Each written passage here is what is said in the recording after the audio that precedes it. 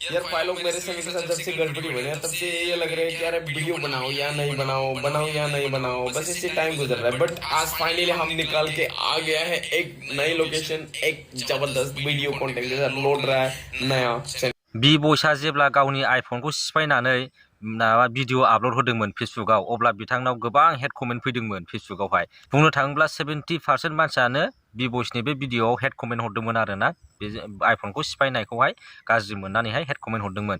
बेनिफ्राय आङो मोनसे भिडिअ बानायदोंमोन जे बिबयसा खालि मोनसे नामल' नङा, बिबयसा मोनसे ब्रेन्ड होननानै आं भिडिअ खालामदोंमोन। नोंथांमोना जुदि नुवाखैबा नायबानो जाबाय आंनि चेनेलावहाय, आं लिंक डिसक्रिपसनाव लिंकखौ होना दोनखागोन। ओमफ्राय दा बे खोथाखौ आं मानो लाबोदों होनबा, बे खोथाया दिनै प्रुफ जाबाय आरोना।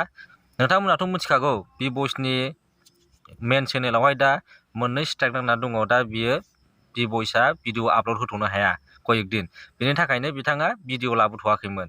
दा बिनिफ्राय बिथाङा दा गोदान चेनेल खुलिबाय, गोदान चेनेल खुलिनानै जे गाव भिडिअ आपल'ड होदोंमोन, आं गोदान चेनेल खुलिबाय होननानै, ओमफ्राय गावनि जा प्रब्लेम, बे गोदान मेन चेनेलाव गावनि जा प्रब्लेम जादों बेखौ खिथादोंमोन। मानि थाखाय भिडिअ आपल'ड होनो हायाखै, बा गावनि चेनेलावहाय मा जानानै दङ, मा प्रब्लेम जानानै दङ, बिनि फारसे भिडिअ आपल'ड खालामनानै गावनि गोदान चेनेल सनजयआवहाय आपल'ड खालामदोंमोन। दा जोङो नुनो मोनबाय दिनैजों साननै जाबाय आरोना भिडिअआ आपल'ड होनाया। दा बे भिडिअआव गासै 2.5 लाख भिउस फैबाय आरोना। ओमफ्राय बेजों लोगोसे दा बिथांनि इउटुब चेनेलाव 70K निबो बारा साबसक्राइबार कमप्लिट जाबाय। दा बिनि थाखायनो बिबयस बिथांखौहाय मिनि कंग्रेचुलेसन जासिहरबाय। आरो आं बिनि थाखायनो बिबयसा मोनसे नामल' नङा, मोनसे ब्रेन्ड होननानै आं नोंथांमोनखौ बुंदों। दिनै बे खोथाया प्रुफ जाबाय। दा बिबयसा गावनि इन्सटाग्रामाव मोनसे पस्ट होदों। बिबयसा थारमाने गाव दुखु जानानै दंमोन आरोना, गावनि मेन चेनेलाव भिडिअ आपल'ड होनो हायैयाव, बा गावनि मेन चेनेलाव स्ट्राइक मोननो नांना दङ। बिनि थाखायनो बिथाङा थारमाने एसे टेनसनाव दंमोन आरोना, भिडिअ लाबोगोन खालामा। नाथाय दा बिथाङा फुल एनार्जि जाफिनबाय। मानो होनबा गोदान चेनेलावहाय, दा बिथांनि चेनेलावहाय 70K निबो बारा कमप्लिट जाबाय आरोना साबसक्राइबारा।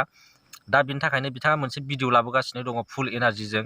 दा जोङो बेखौ नेनानै थागोन आरोना। दा कयेक दिननि गेजेरावनो बे भिडिअआ फैसिगोन आरोना गोदान चेनेलावहाय। बेनि थाखायनो नोंथांमोना जुदि बिबयसनि गोदान चेनेलखौ साबसक्राइब खालामाखैबा खालामहैबानो जाबाय। डिसक्रिपसनाव लिंकआ थाखागोन आरोना, नोंथांमोना खालामहैबानो जाबाय। आरो लोगोसे आं दिनै बे भिडिअखौ लाबोनायनि खुनु टारगेट गैया आरोना, टारगेट गैयामोन, सानाखैमोन। आं मोजां मोननानै बारे बार रिपिट नायफिनबाय थादों आरोना। खनबासो नायबाय आङो बे भिडिअखौ मोजां मोननानै। इन्सटाग्राम रिल्स आरोना, आब'रियानि थारमाने इन्सटाग्राम खुलै दाना बिनि आब'रियानि रिल्सखौ नुसनदों आरोना। बे एक्टर सिद्धार बर'जोंहाय लानाय रिल्स जोबोद मोजां जादों। दा गोदान रिल्स होदों आब'रियाया।